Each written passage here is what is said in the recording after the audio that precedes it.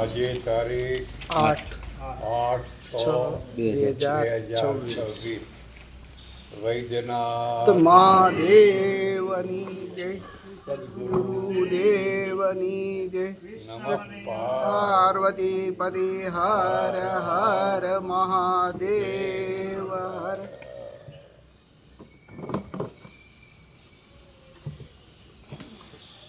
ગઈકાલે જીવન એક સંઘર્ષ છે અને આ સંઘર્ષના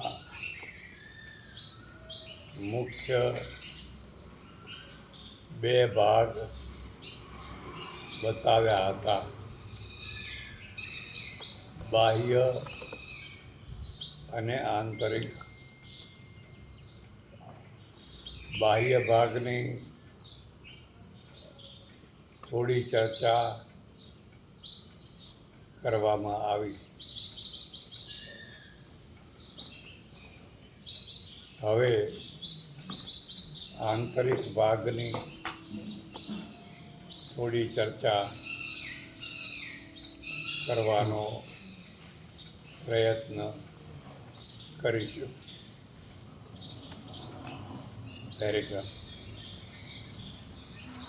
ભગવાને સૃષ્ટિની રચનામાં સૌથી અદ્ભુત રચના એ શરીર રચના છે. માનવનું શરીર 3 ભાગમાં વહેંચાયેલું છે. ઉપરનું સ્થૂળ શરીર, અંદરનું મધ્યમ શરીર અને છેક અંદરનું લાગણી શરીર. આ ત્રણેય શરીરોમાં પણ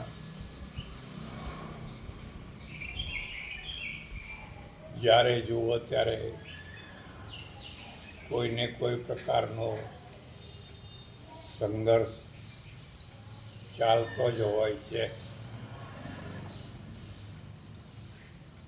જેમ કે સ્થૂળ શરીર છે એ અન્ન, જળ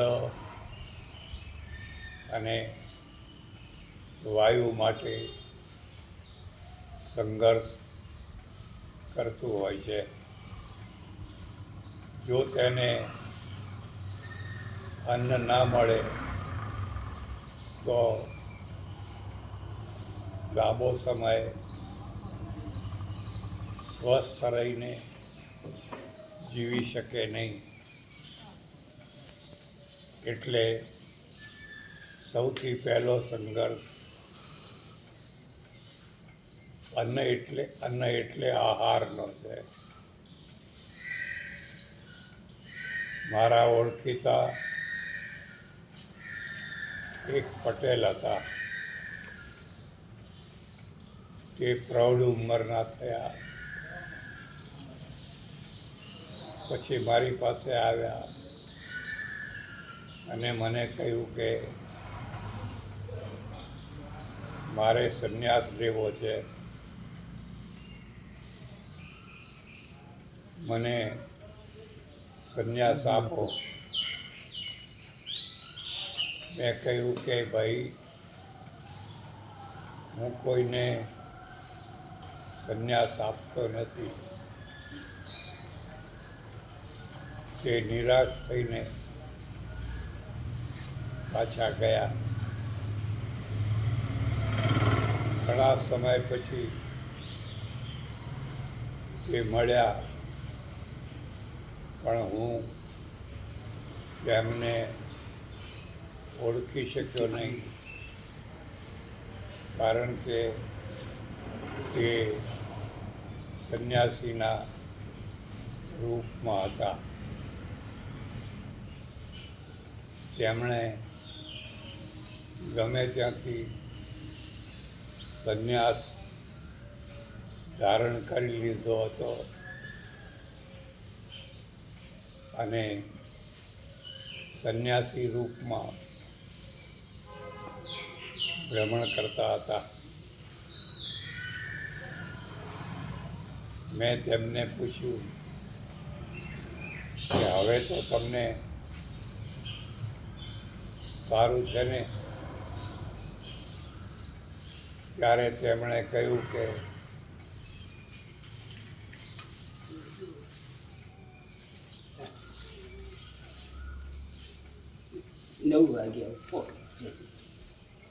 તેમણે કહ્યું કે હવે તો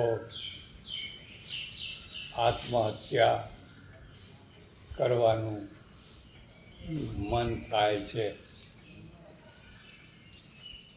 મેં કહ્યું કે કેમ?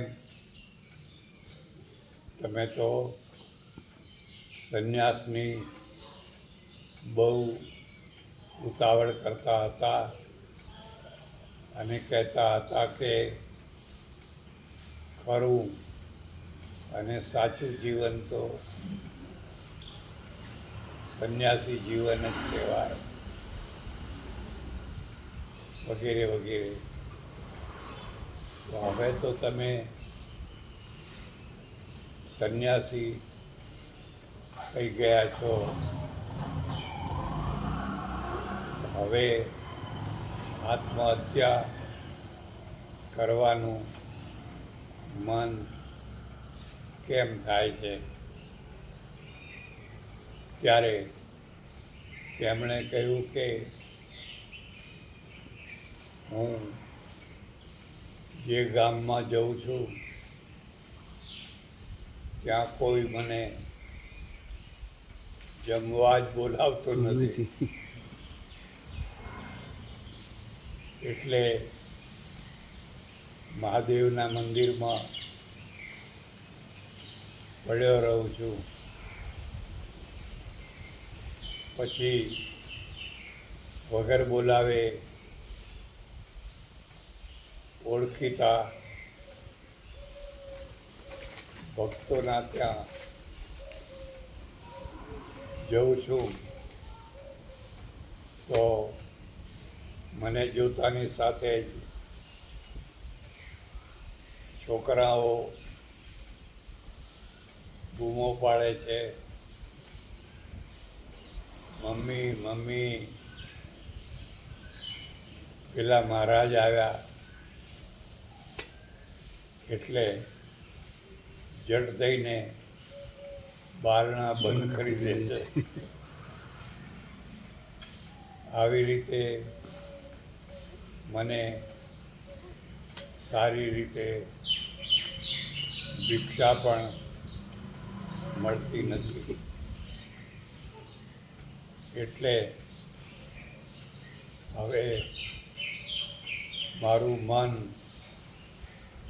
ભગવાનમાં પણ લાગતું નથી. એવું થાય છે કે મેં મોટી ભૂલ કરી, એટલે હવે આત્મહત્યા કરી લેવાની ઈચ્છા થયા કરે છે. આ ઘટના સાચી છે. આ ઉપરથી સમજવાનું કે માણસનો પહેલો સંઘર્ષ પેટનો થતો હોય છે. જો પેટ ના ભરાયું હોય અને ખાલી હોય તો માણસ આકુળ વ્યાકુળ થઈ જતો હોય છે.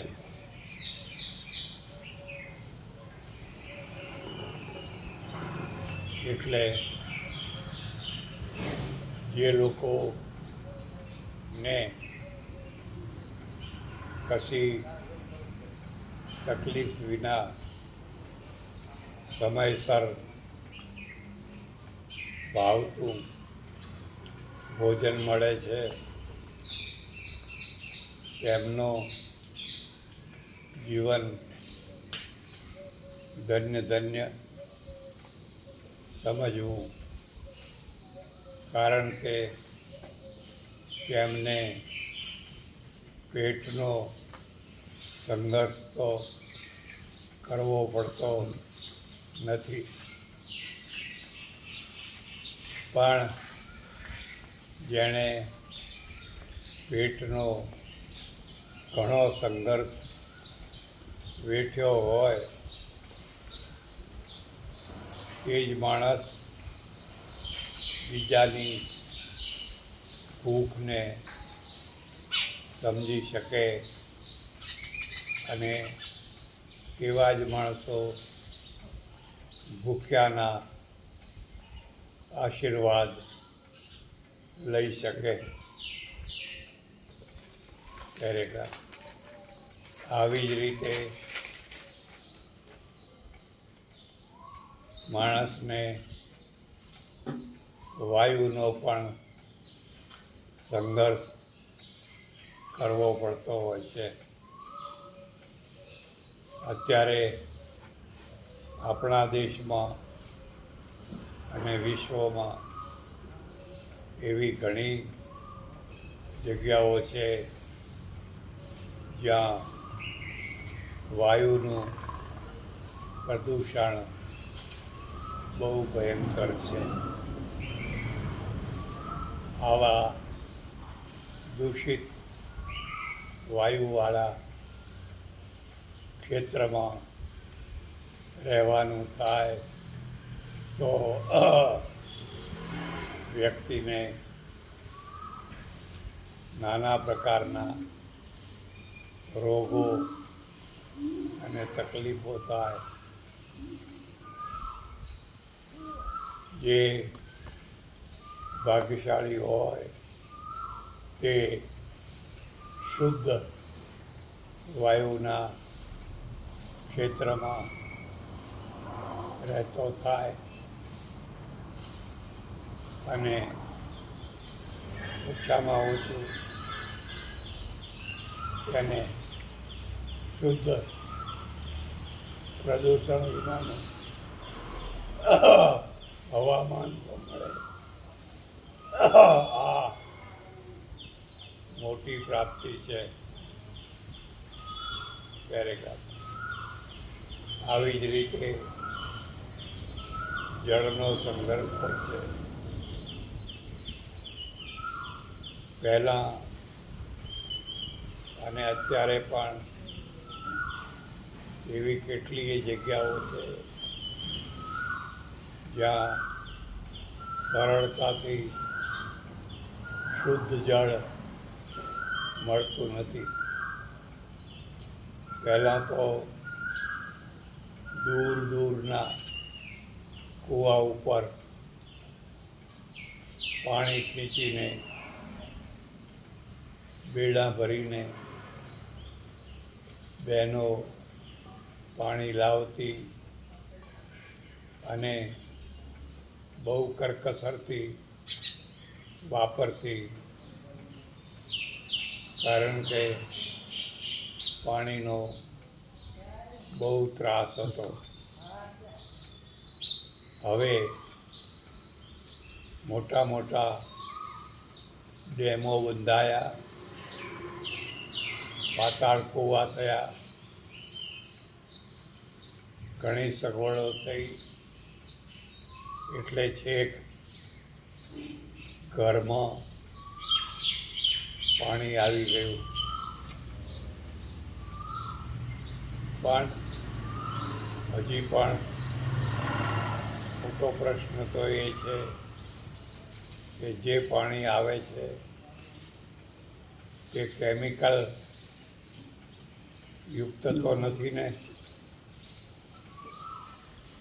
જો કેમિકલયુક્ત હોય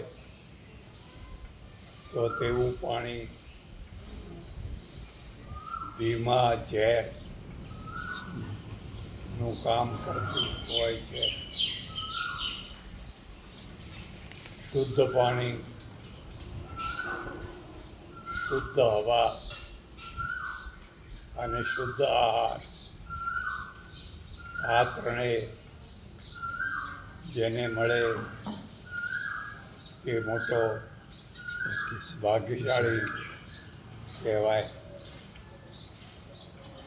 ઈશ્વરની કૃપા સમજો કે અમારે આશ્રમમાં આ ત્રણેય તત્વો શુદ્ધ રીતે મળી રહ્યા છે. પણ જે વસ્તુ મફતમાં મળતી હોય તેની કદર ના હોય, એટલે લોકો વગર જોતો ઘણો બગાડ પણ કરે છે.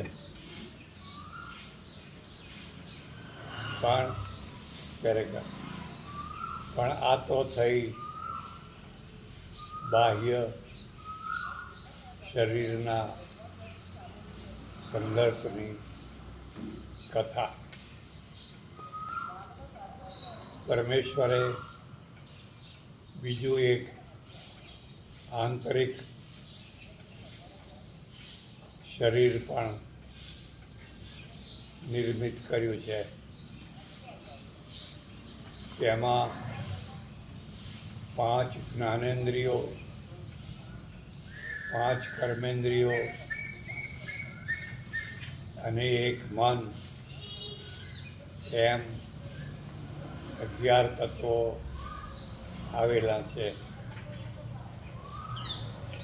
જો આ 11 તત્વો ના હોય તો સ્થૂળ શરીરની બોડીની એ કિંમત ના રહે. માનો કે એક મરદામાં પૂરેપૂરું શરીર છે, પણ તેમાં ઉપર કહી એ 11 ઇન્દ્રિયો નથી, એટલે મરદું તરત જ ગંધાવા લાગે છે અને જલ્દીથી તેનો વિનાશ કરવાનું થતું હોય છે.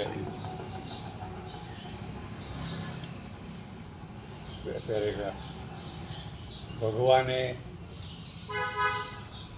જે 11 ઇન્દ્રિયો બનાવી તે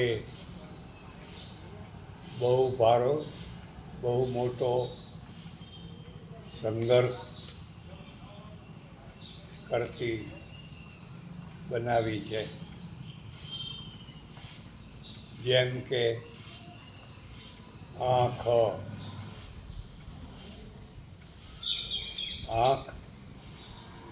વિનાનું બધું અંધારું છે. આંખથી મોટી કોઈ ઇન્દ્રિય નથી, પણ આ આંખને બગડતા વાર લાગતી નથી. જ્યારે કોઈ રૂપ કે જુવાની વગેરે જોઈને આંખ બગડે તો અંતે તે વિનાશ ન કરતી હોય છે.